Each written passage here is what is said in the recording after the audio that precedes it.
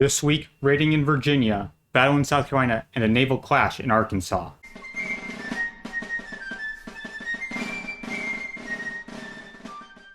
From the 13th to the 15th, Brigadier General Jeb Stuart of the Confederacy circumnavigates the entire Union Army under Major General George B. McClellan. 150 miles he rode without anyone stopping him, doing so capturing 165 soldiers. He only lost one man. He gets a triumphant entrance into Richmond as flowers are thrown at his and his riders' feet and their horses' hooves. It's a very impressive achievement, and though at the loss of one man, morale soars within the Confederacy. Back to the 14th. Major General John Pope of Island No. 10 fame is moved to Maryland to take over the newly formed Army of Virginia. He writes a letter to them. Let us understand each other. I have come to you from the West, where we have always seen the backs of our enemies, from an army whose business it has been to seek the adversary and to beat him where he was found, whose policy has been attack and not defense. In but one instance has any been able to place our Western armies in defensive attitude. I presume that I have been called here to pursue the same system and to lead you against the enemy. It is my purpose to do so, and that speedily. I am sure you long for opportunity to win the distinction you are capable of achieving. That opportunity I shall endeavor to give you. Meantime, I desire you to dismiss from your mind certain phrases, which I am sorry to find so much in vogue amongst you.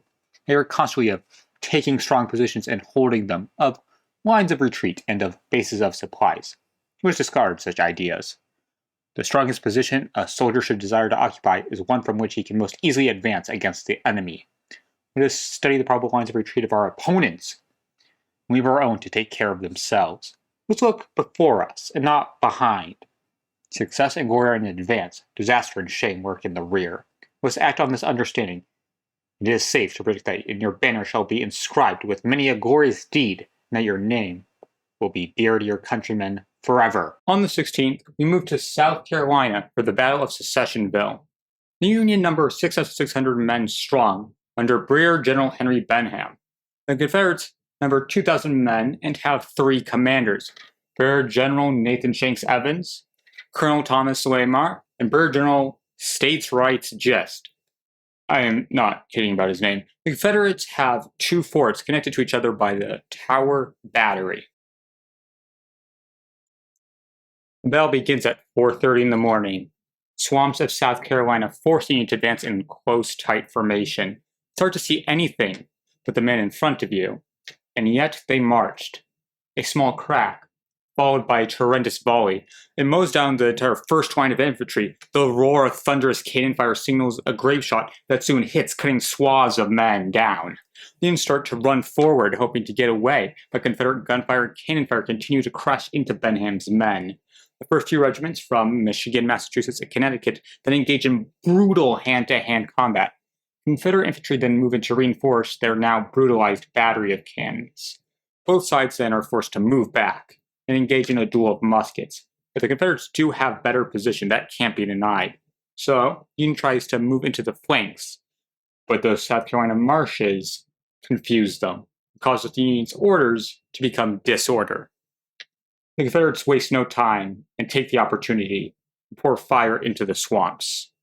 While their comrades are being shot in the swamps, the 79th New York Highlanders begin their advance. Union artillery covers them, allowing them to get where they are supposed to be. They're aided by two other regiments, but those two regiments are broken back by Confederate grape shot.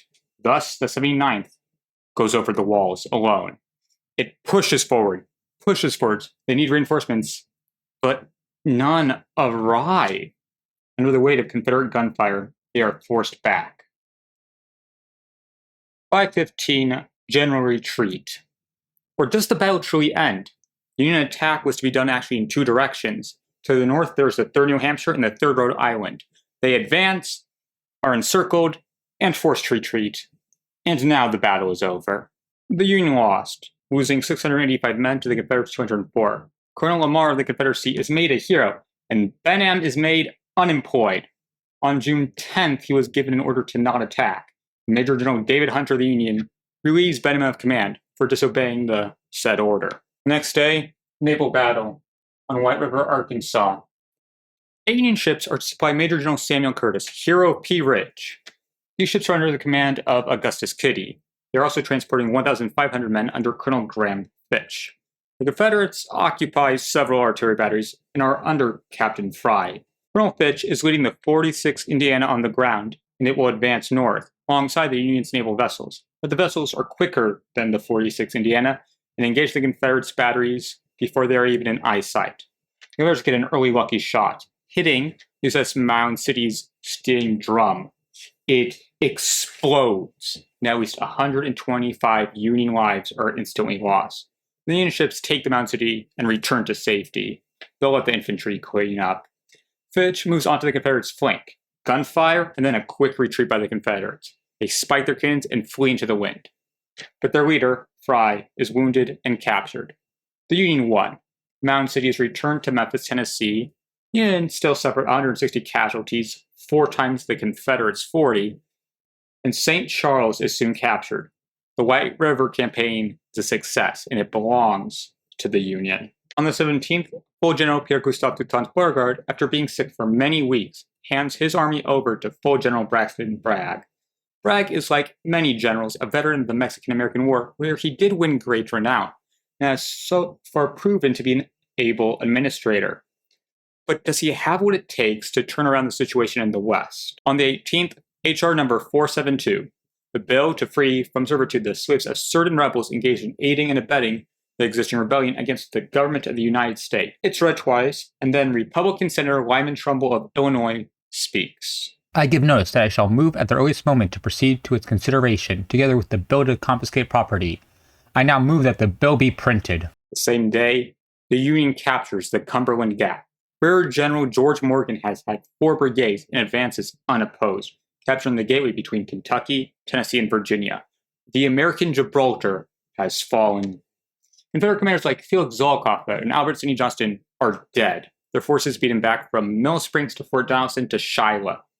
Confederates are beating back from every direction, and this just helps to tighten the noose. On the 19th, Major General Henry Halleck hands over Pope's former command to Brigadier General William Rosecrans. Major General Ulysses S. Grant remains sidelined, and Major General Don Carlos Buell moves to the east, independently from the rest of Halleck's forces. Lasting this week, the power of Congress to decide what happens in its borders shall not be questioned. Chapter 111, an act to secure freedom to all persons within the territories of the United States. Be it enacted by the Senate and House of Representatives of the United States of America in Congress assembled, that from and after the passage of this act, there shall be neither slavery nor involuntary servitude in any of the territories of the United States now existing, which may at any time hereafter be formed or acquired by the United States, otherwise than in the punishment of crimes whereof the party shall have been duly convicted. Then there is Sickles, his new acquaintance, the Comte de Paris, uses Sickles to his family, his brother, the Duc de Chartres, and his uncle, the Prince de Joinville. Sickles does not know what to make of them, but as staff officers of McClellan, they are useful friends. He shakes their hand and creates an alliance of sorts. That's where the week ends, and it ends with what is becoming a pattern. Victory in the West, a loss in the East, and Congress doing something that changes the entire future of America. Okay, maybe that last part is new. The bill repudiates the Dred Scott decision of 1857 and completes what Lincoln was elected on and what the Confederates seceded on, what this entire war is about: slavery in the territories. It's really beautiful. The notion of all men being equal is being built towards. The ideas of this nation of states, inseparable in their push towards liberty, are being strengthened. Though this may be born in wartime, though this may be enforced by the bayonet, though they may be controversial, those ideas are still there, and they will stand forever.